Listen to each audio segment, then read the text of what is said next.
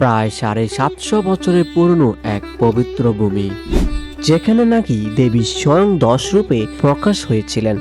বাংলাদেশের চাঁদপুরের মেহের গ্রামে দাঁড়িয়ে আছে এক অলৌকিক ইতিহাসের সাক্ষী, শ্রী শ্রী মেহের কালীবাড়ি। কেন একে বলা হয় বিশ্বের অদ্বিতীয় দশম মহাবিদ্যা সিদ্ধপীঠ স্থান?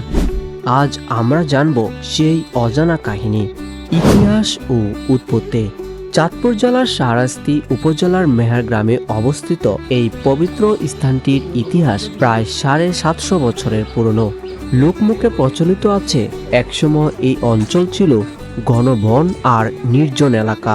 সেই নির্জন পরিবেশেই মহাসাধক সর্বানন্দ ঠাকুর গভীর তপস্যা শুরু করেন।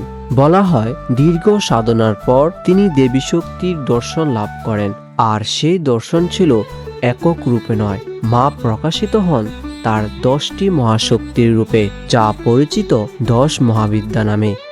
এই অলৌকিক ঘটনার পর থেকেই এই স্থানটি দশম মহাবিদ্যা সিদ্ধপীঠ স্থান হিসেবে পরিচিত হয়ে ওঠে। শুধু তাই নয়, মন্দির প্রাঙ্গণে আজও দাঁড়িয়ে আছে একটি প্রাচীন বৃক্ষ, যাকে অনেকেই সেই সাধনার সময়কার সাক্ষী বলে মনে করেন।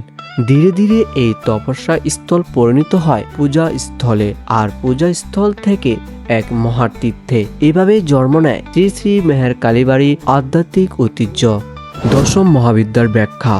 10 মহাবিদ্যা মানে শুধু 10টি দেবীর নাম নয়, এটি শক্তির 10টি রূপ, জীবনের 10টি শত এবং সৃষ্টির গভীর রহস্য।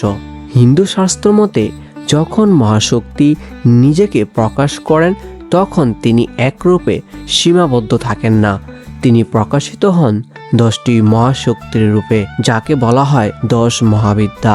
এই 10 রূপ হলেন কালী, তারা, ছিন্নমস্তা, ভুবনেশ্বরী, ত্রিপুরা সুন্দরী, ভৈরবী, ধূমাবতী, বগলামুখী, মাতঙ্গী এবং কমলা। প্রতিটি রূপের আলাদা অর্থ আছে।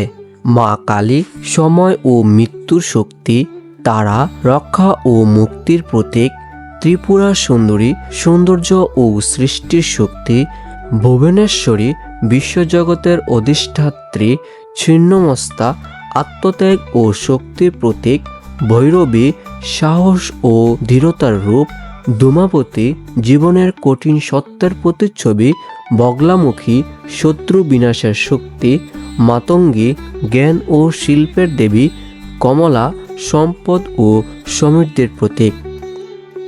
ভক্তদের বিশ্বাস, এই 10 রূপের সাধনা মানুষকে ভয়, দুঃখ ও অন্ধকার থেকে মুক্তি দেয়। এই কারণে শ্রী শ্রী মেহের কালীবাড়ি বিশেষভাবে পরিচিত দশম মহাবিদ্যা সিদ্ধপীঠ স্থান হিসেবে। এখানে দেবীকে কেবল পূজা করা হয় না, তাকে অনুভব করা হয় শক্তি, জ্ঞান ও মুক্তির প্রতীক হিসাবে। মন্দিরের সৌন্দর্য ও পূজা। এই মন্দিরে একটি বিশেষত্ব হলো এখানে মায়ের কোনো নির্দিষ্ট মূর্তি নেই। মা এখানে অদৃশ্যভাবে অবস্থান করছেন বলে বিশ্বাস করা হয় এবং ভক্তরা সেভাবে পূজা করেন। এখানে সারা বছর ধরে বিভিন্ন অনুষ্ঠান আয়োজিত হয়। এর মধ্যে রয়েছে পয়লা বৈশাখ, জগন্নাথ দেবের রথযাত্রা, দুর্গোৎসব, দীপাবলি এবং পৌষ মাসে দশম মহাবিদ্যা পূজা। বিশেষ করে পৌষ সংক্রান্তির দিনটি এখানে অত্যন্ত গুরুত্বের সাথে পালন করা হয়, কারণ এই দিনেই সর্বানন্দ দেব সিদ্ধিলাভ করেছিলেন।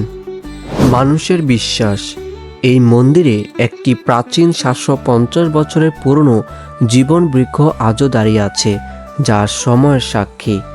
ভক্তদের মধ্যে প্রচলিত কথা, পূজা অর্চনা ছাড়াও এখানে এসে মানুষের মন শান্ত হয় এবং দেশ বিদেশের বহু ভক্ত তাদের মনের বাসনা পূরণের জন্য এখানে আসেন। শ্রী শ্রী মেহের কালীবাড়ি শুধু একটি মন্দির নয়, এটি বিশ্বাস, ঐতিহ্য এবং আধ্যাত্মিক শক্তির মিলনস্থল। 750 বছরের ইতিহাস, মহাসাধকের তপস্যা এই স্থানকে করে তুলেছে বিশ্বের অদ্বিতীয় সিদ্ধপীঠ স্থান। যদি কখনো চাঁদপুর যান, একবার এখানে এসে অনুভব করুন সেই আধ্যাত্মিক শক্তি। জয় মা মেহেরেশ্বরী।